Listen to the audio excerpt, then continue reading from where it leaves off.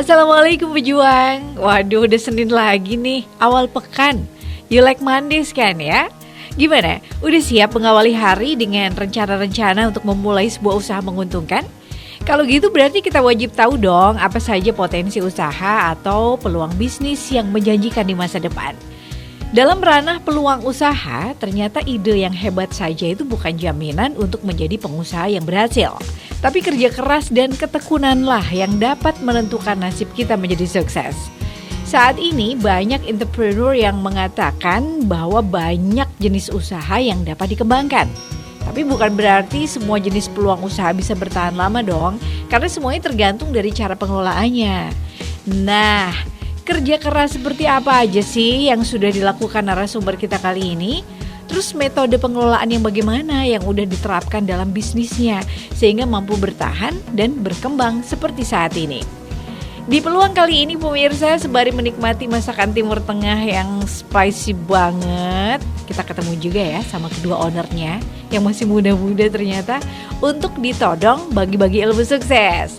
Nih, Mas Muhammad Rizky Arwidia atau biasa disapa Mas Deki dan Mas Salman Nurhadi atau Mas Salman.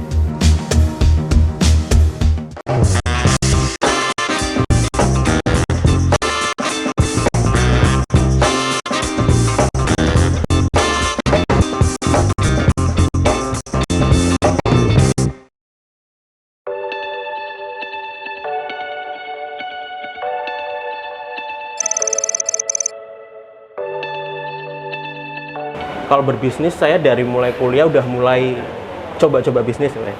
Buka burger, kemudian makanan-makanan lain saya coba semua. Saya kan Semarang, kos itu saya coba buka di SMA 1 Semarang dan memang alhamdulillahnya rame, tapi ternyata itu saya belajar juga kalau bisnis itu harus saling percaya ya, karena itu saya banyak orang dan kemudian ada yang nggak bekerja, ada yang nggak akhirnya saya tutup bisnisnya karena itu waktu itu ada pelajaran juga kalau franchise itu harus ke tempat yang benar-benar terpercaya. Saya dulu franchise-nya juga kurang terpercaya sih, seperti itu.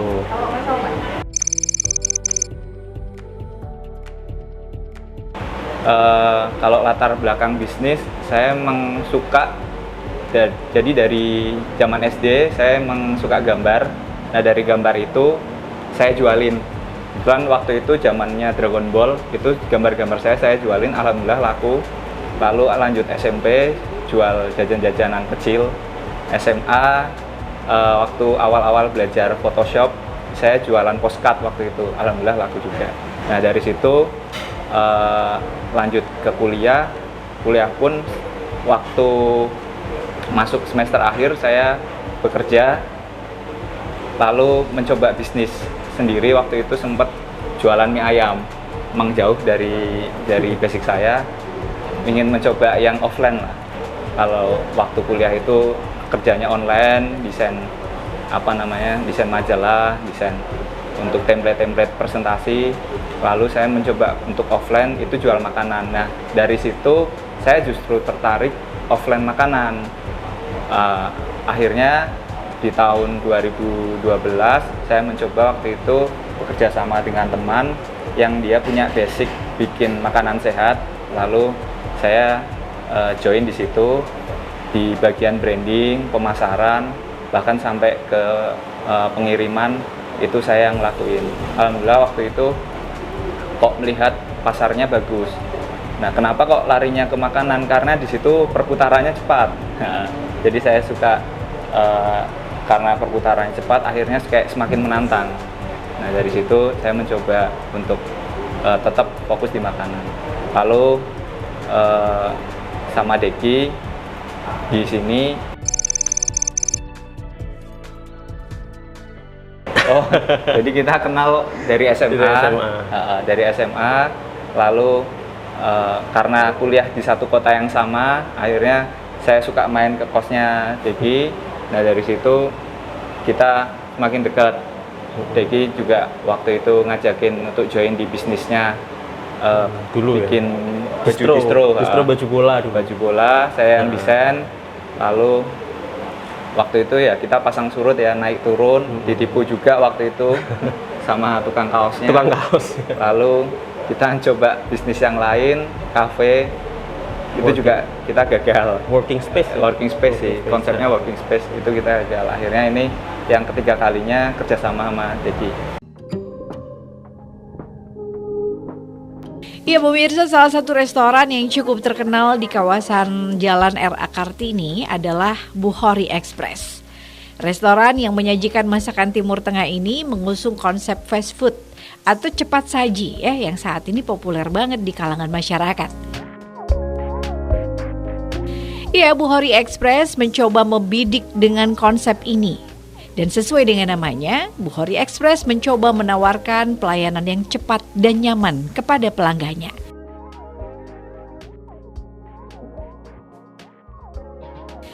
Seperti yang saya saksikan sendiri nih ketika saya berada di outlet Bukhori Express. Kurirnya sibuk banget wirawiri nganterin orderan. Kebetulan juga pas masuk jam makan siang kali ya.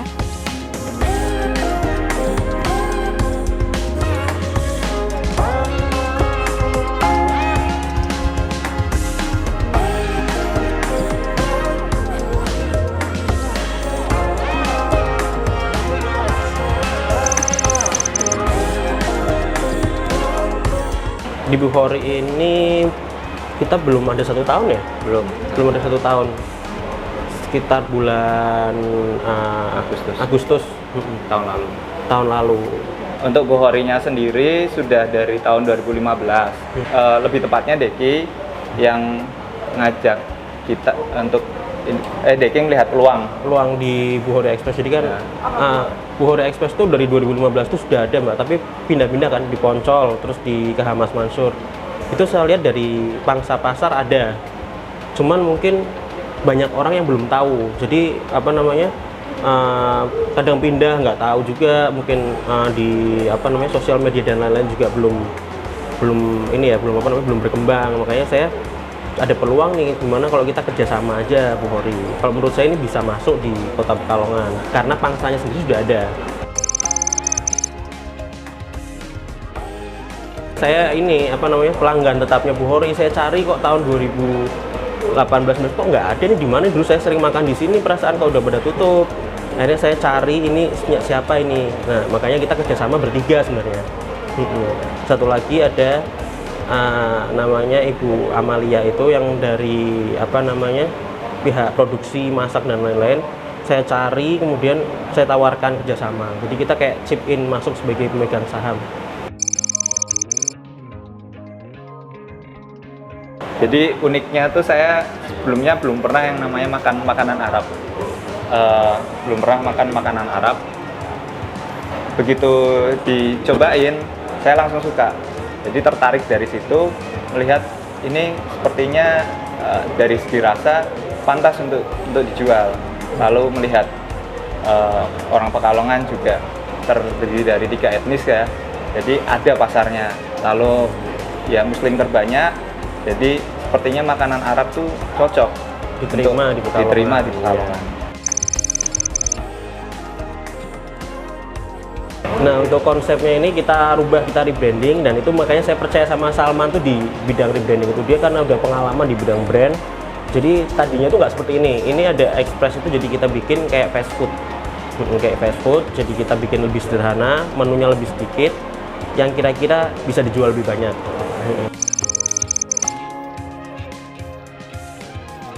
Jadi prosesnya memang nggak sebentar ya, karena kesan pertama orang pesen di makanan Arab itu lama.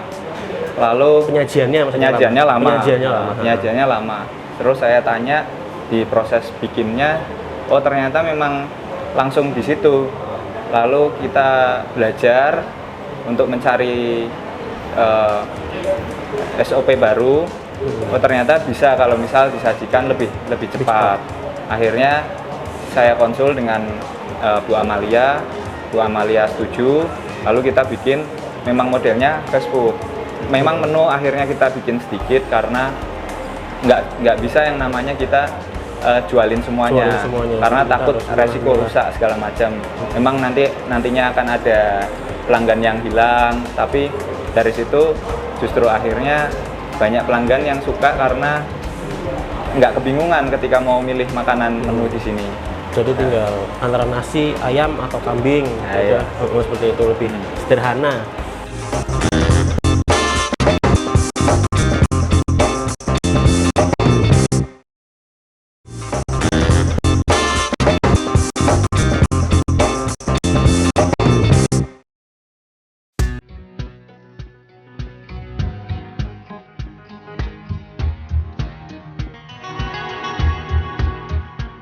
Bu Hori sendiri tahu nggak sih sebenarnya merupakan bisnis rumahan yang awalnya dikelola single, sendirian oleh Ibu Amalia.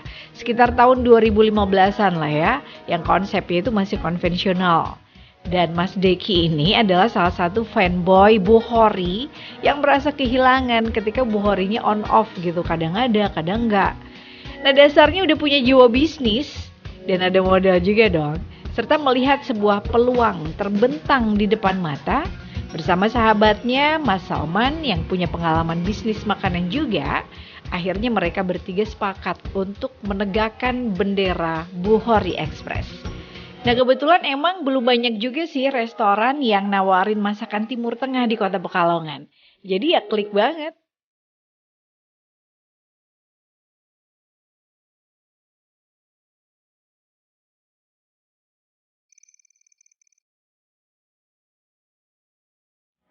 Sebenarnya nggak banyak sih, karena kalau melihat dari pengalaman Ibu Amalianya sendiri, beliau berangkat dari rumahan, namun harus memang beliau sendiri yang turun tangan, jadi capeknya mungkin lebih capek daripada yang kita mulai seperti resto ini. Nah, kalau resto ini kan kita harus cari orang supaya kita performanya tetap di atas. Jadi mau siang, mau dari pagi, siang, malam, kita performanya harus terus bisa di on top lah. Maksudnya rasanya harus sama selalu. Nah. Jadi ada SOP-nya, ada gramisasinya juga, biar rasa itu tetap sama. Mau hari siang, pagi atau malam itu tetap sama dan tetap enak seperti itu. Nah, sedangkan kalau kita model dari yang paling kecil, kita capeknya lebih capek karena memang harus cari bahan sendiri, bikin sendiri, lalu ngirim sendiri. Kalau bisanya bisa. Tapi buat semua orang sebenarnya bisa ya untuk terjun di bisnis seperti ini. Iya, bisa. Kalau menurut saya yang paling penting di bisnis kuliner itu rasa dulu. Kalau rasanya sudah paten, enak, itu mau buka di pinggir jalan atau dimanapun itu tetap ada pangsanya dan itu nggak harus besar. Bisa enak, kemudian viral. Itu sih kuncinya kalau misalnya menurut saya kalau di bisnis kuliner. Terutama nomor satu rasa.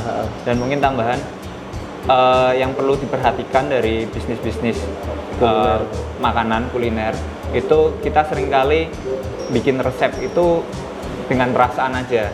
Nah, karena kita ingin besar, harus dari awal tuh kita gramasinya tuh harus diperhitungkan. Jadi berapa sendoknya kita perlu inget-inget kenapa kok bisa muncul rasa yang seperti ini. Seringkali di awal-awal kita sudah bisa bikin yang enak, tapi ketika kita buka yang lebih besar, rasa itu sudah berubah. Nah, itu yang perlu diperhatikan. Kita membuat ini SOP yang sama setiap harinya. Jadi misalnya untuk nasi ini berapa itu sudah ada tulisannya semua dan kita buat itu sederhana sih. Jadi misalnya kalau nasi kita buat sederhana, berapa sendok. Seperti ayamnya juga, kita juga ada bumbu marinasinya itu rahasia, tapi udah ada gramisasinya, itu paling penting sih. Jadi untuk menjaga kualitas kita harus tetap ada SOP yang sudah diciptakan itu, tetap ada gramasinya itu harus sama persis. Termasuk ketika kita manggang ayam pun kita pakai menitan waktu dengan suhu yang sama terus tiap hari. Jadi di situ yang jadi kunci untuk menjaga rasa. Jadi kalau di sini setelah ada SOP-nya itu, kita bisa, semua orang bisa buat, siapa pun bisa buat. Tapi untuk bumbu yang dibuat itu ada khusus, ada tersendiri.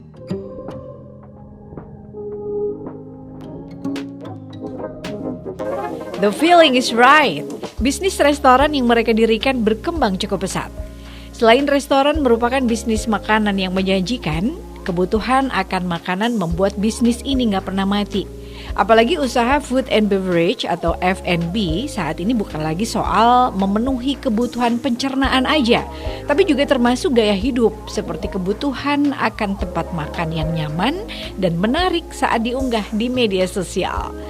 Dan dalam membangun bisnis restoran agar sukses, setiap pelaku usaha ini harus jeli dalam melihat peluang, berinovasi, dan tetap up to date. Strategi bisnis restoran yang baik diperlukan karena menentukan dalam menarik perhatian dan meningkatkan kepuasan pelanggan. Dan salah satu faktor penting dalam menunjang hal tersebut adalah pengelolaan sumber daya manusia. Hal ini dikarenakan kualitas pelayanan pengunjung dan pelanggan yang baik itu dipengaruhi oleh pengelolaan karyawan yang baik juga.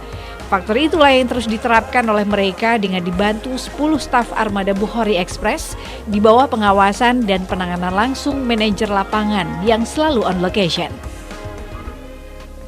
Setelah kurang lebih hampir 1 tahun membidik pasar kuliner lokal ya dengan menu Timur Tengah nan menggiurkan, duo Mas Deki dan Mas Salman akhirnya berpikiran bahwa ekspansi keluar kota kayaknya harus segera direalisasikan deh untuk membangun networking usaha yang lebih menjanjikan. Pejuang tangguh emang gitu, harus selalu berpikir maju ke depan, harus selalu memperhatikan, menganalisa, mengadaptasi dan juga menerapkan ide-ide besar yang berpeluang membawa ke arah kemajuan.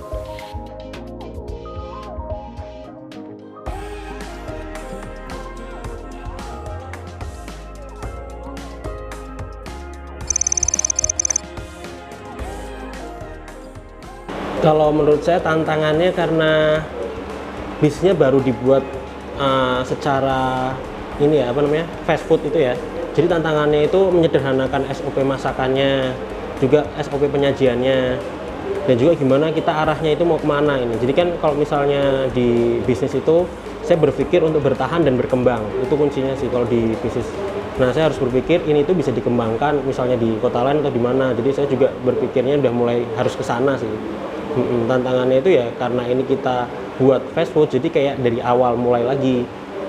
Jadi dari awal membuat resto sama aja gitu. Terus untuk tantangan yang lainnya kita harus menyesuaikan range harga, terutama kita sesuaikan dengan kotanya. Seperti di Pekalongan kita lihat range harganya dengan harga normalnya seperti di Jakarta itu kita nggak bisa jual di sini. Rata-rata di luaran itu mungkin bisa satu porsi 40-an untuk ayam aja, kita terpaksa harus turunkan di harga sekitaran 20-an. Karena memang kita melihat di sini saingan kita makanan tradisional yang murah-murah tuh banyak banget. Kadang kebanyakan dari kita mikir yang penting kenyang, sedangkan ke Bukhari itu kita nggak hanya sekedar nyari kenyang, kita nyari yang benar-benar berbeda, tes Arab, yang memang experience-nya juga. Itu yang ingin kita jual lebih dari sekedar rasa. Gitu. Nah, maka harga ini menjadi tantangan buat kita. Gimana caranya kita menekan harga HPP-nya segala macam di situ supaya kita.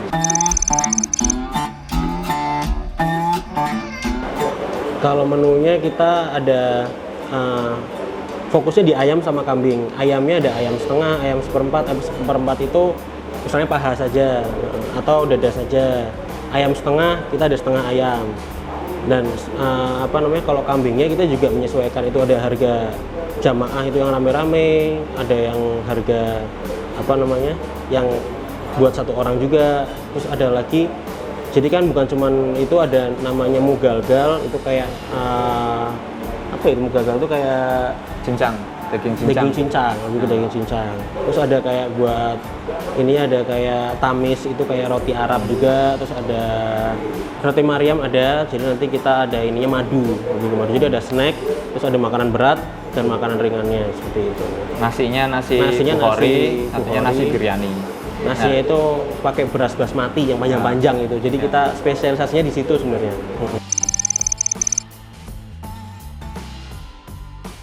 Awalnya karena kita melihat pasarnya ada, jadi segmennya kita sudah melihat itu sudah jelas lah segmennya. Tapi ternyata ketika kita sudah buka, ternyata meluas. segmennya. Jadi bahkan yang Chinese datang ke sini cocok dengan rasa-rasanya kita. Jadi di situ kita ya belajar ternyata segmennya kita tuh melebar lah.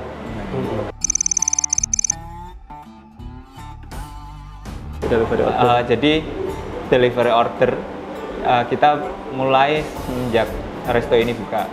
Kalau sebelumnya karena kita harus PO dulu baru bisa dikirim. Kalau ini kita sudah dari awal orang pesan langsung bisa langsung kirim. Tapi karena kita melihat kondisi kita juga resto rame atau enggak, itu baru kita bikin jam-jamnya. Jam-jam untuk delivery. Jadi mulai dari jam 11, jam 1, lalu jam 3, dan yang terakhir jam 7 malam.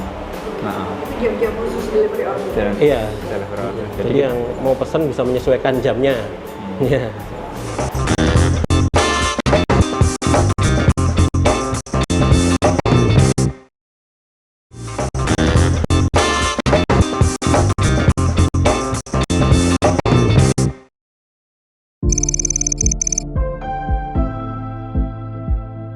Kalau yang saya pelajarin sih, terutama kalau pas ke pasar, jadi ketika kita ke los buah atau los daging, itu mereka jualannya sama. Jadi saya anggap sama halnya ketika saya di usaha masakan Timur Tengah ini, meski jualannya sama, itu nggak masalah buat saya. Yang penting kita terus berdoa aja, karena memang rezeki kan masing-masing ya. Lalu meningkatkan kualitas dari produk kita, ikhtiar-ikhtiar seperti iklan, lalu bikin promo-promo, itu aja sih yang perlu kita perhatikan. Jadi kita fokusnya ke diri sendiri aja. Iya, menguatkan rasa juga ya, menguatkan rasa, terus ada spesialisasi juga dari kita yang mungkin berbeda dari mereka. Kalau misalnya di usaha itu harus ada spesialisasi yang berbeda dari kompetitor. Kita adain promo sih, itu kan harus ya, kalau dari pemasaran kita adain promo. Promonya itu kadang kalau menurut saya harusnya itu nanti lebih ke arah promo ke yang pangsa pasar yang belum kita dapat. Jadi yang belum kita dapat, misalnya atau pelajar kan mungkin lihat resto Timur Tengah mahal, nanti kita mungkin akan menyasar ke sana dengan harga yang disesuaikan. Seperti itu, kita akan memperlebar pangsanya.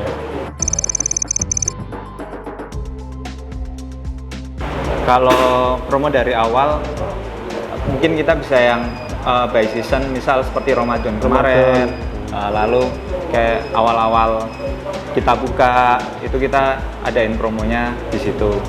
Kalau seringkali promonya kadang waktu awal buka kita bikin nasi kebuli yang harga 10.000. Itu untuk mengenalkan kita ke masyarakat. Alhamdulillah itu kita begitu buka hanya dalam waktu 2 jam, kurang dari 2 jam kita sudah yang ludes. Alhamdulillah. Itu kan jadi, untuk memperkenalkan brand kita juga, untuk awalnya kan seperti itu.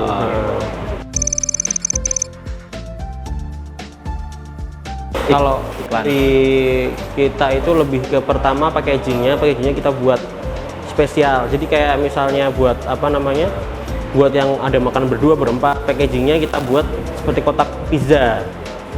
Seperti itu. Terus kalau branding kan lebih ke specialty Salman, monggo dia yang bisa menjelaskan. Jadi untuk menguatkan, kita selalu menekankan di warna ya. Jadi warna orange, warna hijau, supaya konsumen itu sudah paham dulu akan warna itu.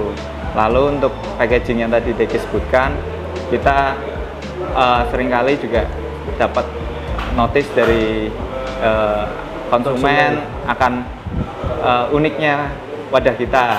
Jadi kayak misal kita pakai aluminium yang mungkin mereka dapatkannya hanya di masakan di snack waktu naik pesawat. Itu salah satunya, supaya begitu orang melihat, unik, apa sih mereknya? Oh, Bore Express. Lalu seperti quote-quote mengingatkan, baca Bismillah, lalu akhiri dengan Alhamdulillah, itu juga sejauh ini cukup berhasil. Jadi orang-orang bikin story di situ.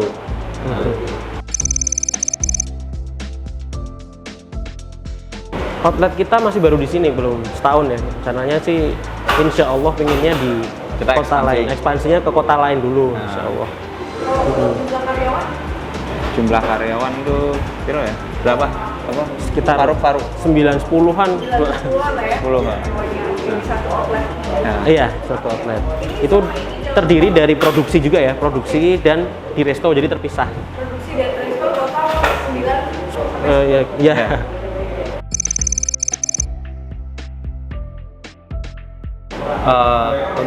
Untuk pengawasan dan manajerial kita memang memilih salah satu karyawan untuk jadi kepala. Jadi kepala. Jadi itu sebagai penyambung kita jika ada sesuatu yang memang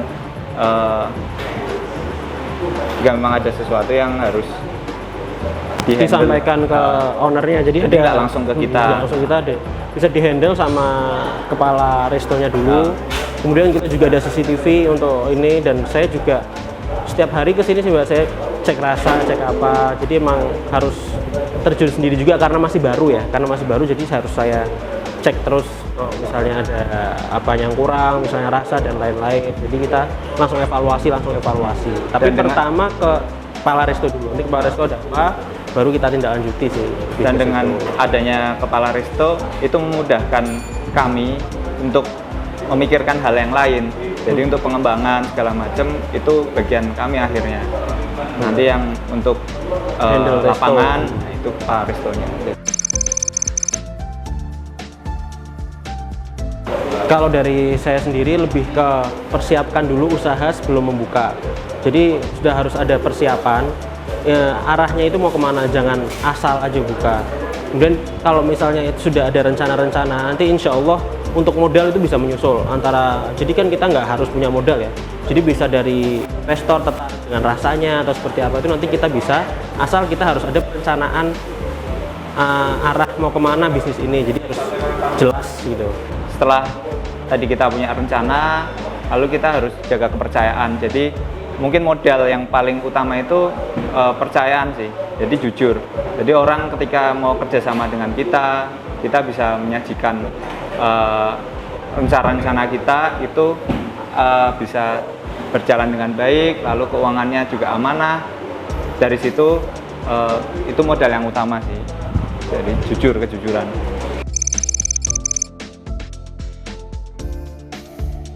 Kita mencoba untuk ekspansi. Insya Allah semoga tahun ini bisa. Jadi mungkin target kita ke kota besar, karena kalau melihat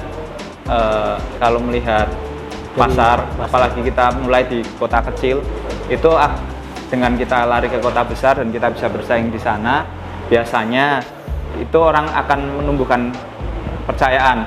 Jadi orang akan lebih percaya dengan kita bahwa kita tuh punya kualitas, kita punya kekuatan untuk bersaing.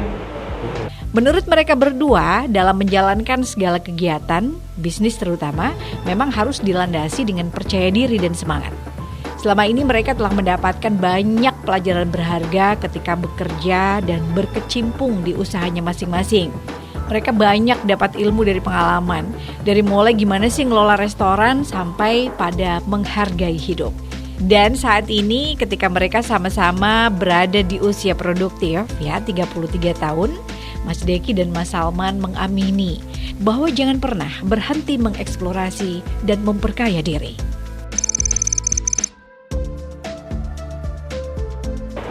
Kalau saya sih bisnis itu lebih ke kerjasama, lebih ke percaya ya. Seperti misalnya saya sama Salman itu karena saya, jadi kita terus bekerja sama, mau bisnisnya gagal atau apa kita coba lagi seperti itu. Percaya. Ya mungkin jangan mudah menyerah. Jadi ketika gagal kita harus coba lagi. Insya Allah segala ikhtiar pasti Allah ijabah, insya Allah. Insya Allah. Iya pemirsa, untuk Anda yang mungkin yang tertarik ya setelah melihat tayangan tadi dan ingin banget menikmati makanan, minuman maupun kudapan dengan cita rasa Timur Tengah, capcus deh langsung ke outlet Bohori Express yang ada di Jalan Kartini 48 ya, yang masih satu-satunya di Kota Pekalongan. Baik, sekian episode Peluang Kita kali ini. Saya Yaya Ahmad, sampai jumpa.